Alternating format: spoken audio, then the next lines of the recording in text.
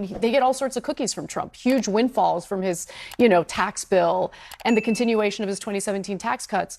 What I thought was interesting about Ray Dalio's argument was that he mentioned that the federal government now has a stake in Intel in order to manufacture semiconductor chips here in the United States, which I think is a really important thing to do.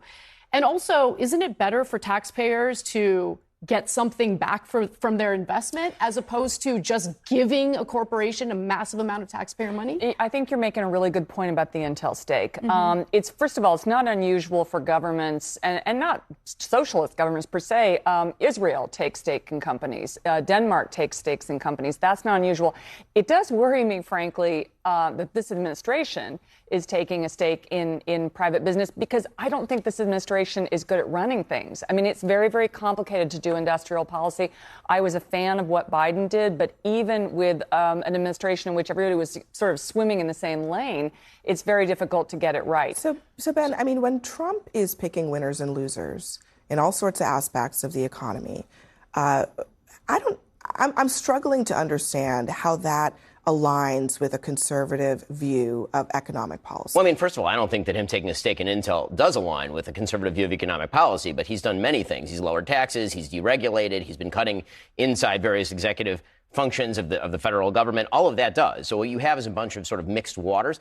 What I do find interesting about the Ray Dalio analogy is if we're going to talk about sort of authoritarian centralization of the economy, and you want to do it in the United States, we could talk about the FDR administration, which is one of the great centralizing attempts in the history of the United States. You literally had the FDR administration forcing businesses to put an eagle in the window of their business in order to do this. But I find the left loving this sort of stuff. Joe Biden wanted to be FDR. All we hear about is the wonders of FDR. And when Barack Obama was calling people on the carpet in 2009 bankers, he called them on the carpet and he said, the pitchforks and torches are right out there. I'm the only thing standing between you and the pitchforks and torches. And all the people in this room who are very upset with Trump were celebrating that sort of stuff. So when the shoe's on the other foot, the authoritarianism from the left is okay. It's just when Trump takes a stake in Intel, it's the end of the world. Because he runs it badly. But, Ben, this is why Americans were so actually kind of upset about what happened after the financial crisis, because despite what you just described, Obama allegedly said, nobody paid a price for that, right? Nobody actually paid a price for that.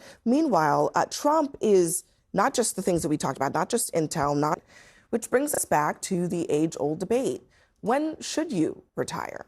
Ben, you're going to be kicking at 69 years old doing this thing? I mean, the life expectancy, if you make it to 65 and you're a dude, is now 83. So the real question that I was asking is, when should the government pay you to retire, which is a sort of a different question than when should you retire. When you should retire is sort of a personal question, and also depends on your definition of retirement. I don't think that, if your goal is to be 65 and sitting on a beach for the rest of your life doing nothing, that the social science tends to say that's not very good for you. You actually should be involved in your community and get involved and still have a side job and all the rest of that. But if we really believe that we can't raise the retirement age and we're never going to change that, we will go bankrupt. And all the talk about cutting at the margins, whatever Doge is doing, that's not going to touch the real driver of the systemic debt in the United States. Women are living to 85 if you make it to 65. Men are living to 83 if you make it to 65. That's 20 years on the public dime. When you're talking about the government paying, you're talking about Social Security, which is people's money. Well, it is not the money you paid in. It's the system that they pay into. Well, no, your paycheck stub. Okay. Yes,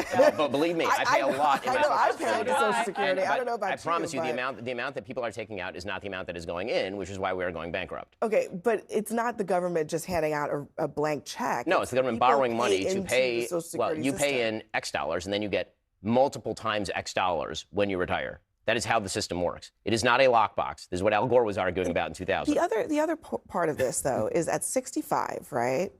I mean, yeah, you might be in great health.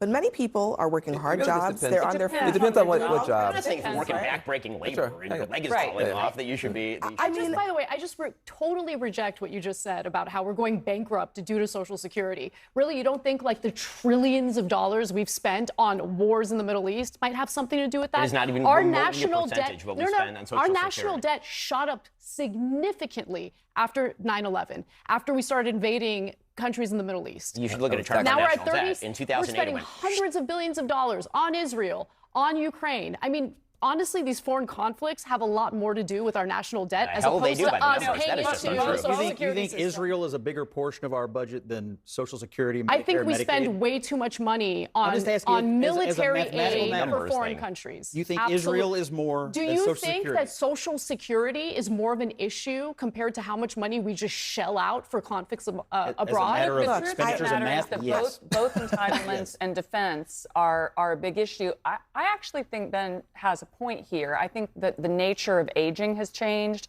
I think retirement is evolving. I mean, my husband is 71 years old. He's still writing books. I'm 55. I hope to work for another 15 years at least. But I do think it depends on the kind of job you do. And